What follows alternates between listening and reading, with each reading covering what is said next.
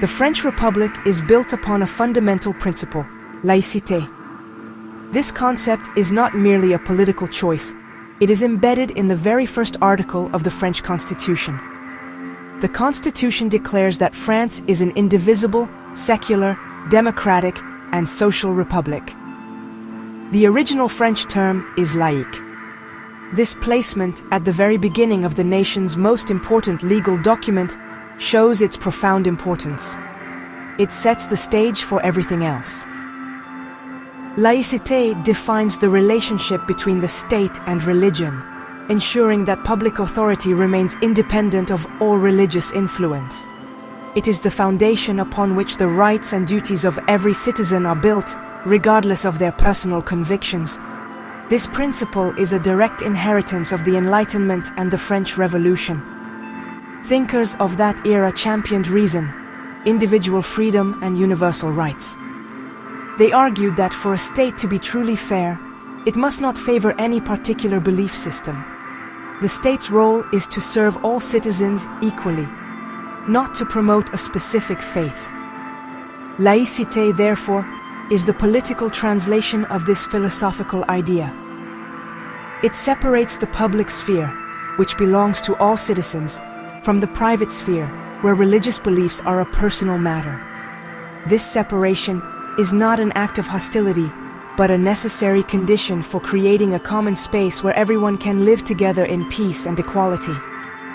Consequently, laïcité establishes the neutrality of the state. The Republic does not recognize any official religion. It does not fund or subsidize religious institutions. Public officials, when acting in their official capacity, must not display their religious beliefs. This ensures that every citizen who interacts with the state, whether at a town hall, a public school, or a courthouse, is treated as a citizen and nothing else. Their faith or lack thereof is irrelevant. This state neutrality is the ultimate guarantee that no single religious group can impose its views on the entire nation. It protects the state from religious interference and, in turn, protects religions from political manipulation. This framework is essential for understanding the unique nature of French secularism. It is not simply about tolerance.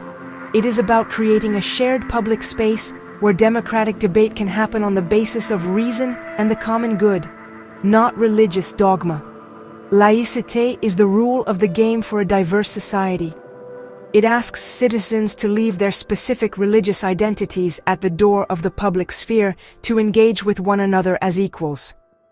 This allows the Republic to be the common home of all, whether they are Catholic, Jewish, Muslim, Buddhist, atheist, or agnostic. It is this universal promise that makes laïcité a pillar of French identity. The cornerstone of laïcité was formally established by the 1905 law on the separation of the churches and the state. This piece of legislation is a masterpiece of balance and wisdom. Its very first article lays out the core principle: the Republic ensures freedom of conscience. This is the primary goal. It guarantees to every individual the right to believe or not to believe. The second article follows with the practical means to achieve this goal. The Republic does not recognize, pay, or subsidize any religious body. This is the act of separation. The state becomes neutral, stepping back from the domain of faith to better protect everyone's freedom within it. The separation established by this law should not be misinterpreted as an attack against religion. On the contrary, it was an act of liberation for both the state and religious institutions. For the state, it meant freedom from the political pressure and influence of powerful churches, particularly the Catholic Church at that time. For the religions, it meant freedom from state control. Before 1905, the state had a say in appointing bishops and overseeing religious affairs. The law freed religions from this political interference, allowing them to manage their own affairs independently. It replaced a system of official recognition with one of universal freedom. This separation is the key to ensuring equality among all citizens. By refusing to recognize any official religion, the state places all beliefs and non-belief on an equal footing. No citizen can claim special rights or privileges based on their faith. Likewise, no citizen can be discriminated against because of their religious or philosophical convictions. The law treats everyone the same. In the eyes of the Republic, a citizen's identity is not defined by their religion. This principle of equality is fundamental to the French motto of liberté, égalité, fraternité.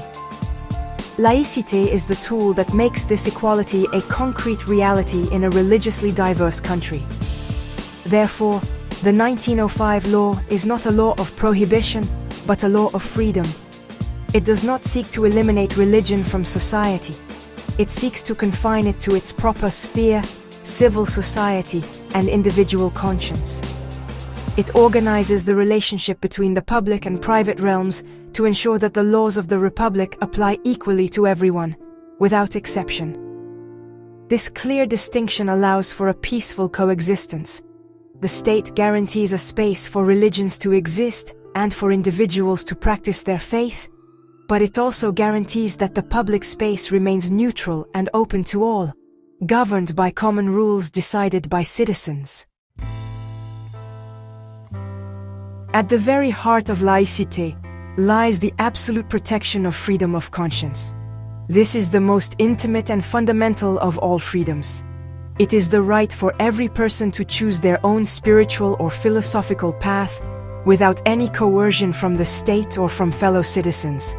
This includes the right to believe in any God, to change one's religion, or to believe in no God at all. Laïcité protects the believer just as much as it protects the atheist and the agnostic. It is not anti-religious, it is pro-freedom. The state does not judge or rank beliefs. Its only role is to ensure that every individual can freely make their own choice and live according to it. This freedom, however, is exercised within the framework of the law. Freedom of expression, including religious expression, is guaranteed, but it has its limits. One cannot invoke their religion to break the common law that applies to all citizens. For example, religious beliefs cannot be used to justify discrimination, incite violence, or refuse to respect the equality between men and women. The law of the Republic is the ultimate authority in the public sphere. This ensures that the freedom of one person does not infringe upon the freedom and rights of others. It is a balanced system where rights come with responsibilities. This balance is particularly visible in public schools.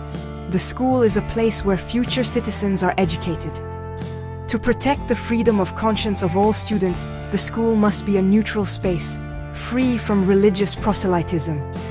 This is why religious symbols and attire that are conspicuous or clearly intended to demonstrate religious affiliation are not permitted for students in public primary and secondary schools. The goal is not to erase students' identities, but to protect them from peer pressure and create an environment where they can learn and think for themselves. It allows the school to be a melting pot, where all children learn to live together as equals. Thus, laïcité organizes how freedom of conscience manifests in society. In one's private life, at home, or in a place of worship, freedom of religious practice is broad. In the public space, such as the street, religious expression is permitted as long as it does not disturb public order. In the sphere of the state and its services, like schools or government offices, neutrality is required to protect the equality and freedom of all users. This careful distinction between different spaces is what allows a diverse society to function harmoniously. It ensures that everyone has a place and that the common good always prevails over particular interests. One of the most persistent misunderstandings is that laïcité is a form of hostility towards religion. This is incorrect. Laïcité is not atheism of the state. The state is not against religion. It is simply separate from it. It is religiously neutral, which is a very different thing. This neutrality allows it to be an impartial arbiter that protects all faiths without favoring any single one. By guaranteeing freedom of conscience and worship, Laïcité actually provides a secure framework in which religions can thrive peacefully, shielded from political conflicts. It protects a mosque just as it protects a church or a synagogue. It is a guardian of religious peace, not a weapon against belief. Another common misconception is that laïcité aims to make religion invisible and erase it from society. This is also false. Laïcité does not demand that religion disappear from the public square. It simply asks that the state itself remain neutral. Individuals are free to express their faith publicly, wear religious symbols, and participate in religious festivals, as long as they respect public order and the rights of others. What laïcité restricts is the attempt by any religious group to impose its rules on the public sphere or to control the state. It distinguishes between personal expression, which is free, and the neutrality of public institutions, which is mandatory. Furthermore, it is crucial to understand that laïcité is not, and should never be, an instrument used to attack or stigmatize a particular religion or culture, such as Islam.